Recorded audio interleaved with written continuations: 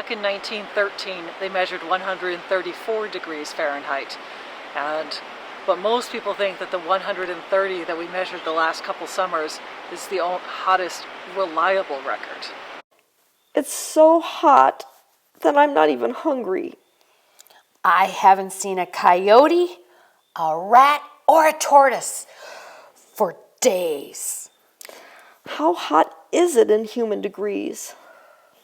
We hit 130 degrees in the shade, 4 feet off the ground, 2 different times in the last 3 summers. That must be some kind of record. Well, it depends. Depends who you believe. Right now, the official world record is held also by Death Valley National Park, but back in 1913, they measured 134 degrees Fahrenheit. I'm ready for some rain. I hope the rains won't do what they did last season. It doesn't take much rain when it's the driest place in North America to cause a lot of havoc in the park. So last year, during one particular storm that happened in August of 2022, we had 1.7 inches of rain. That was the rainiest single day in the park's history. Our minds were blown.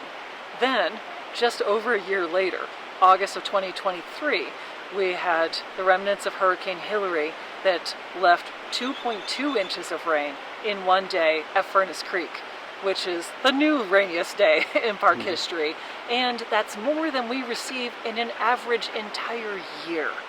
So that much rain. The problem is that for a landscape, this desert landscape with a steep mountains on either side of the valley, so there's no way for that rain to absorb into the ground. So folks that live in more lush environments or flatter environments may not understand what 2 inches of rain can do for us. What it does is it falls on these steep mountains, and the mountains, because they're so dry, have very little vegetation.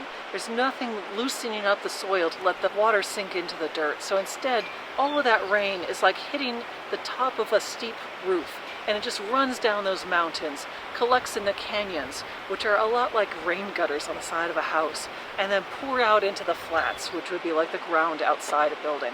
But unlike that analogy of rain falling on a building, in our case, along the way, that water is picking up gravel and rocks and boulders and carrying all of that with it. So our flash floods are fast-moving slurries of mud and rock.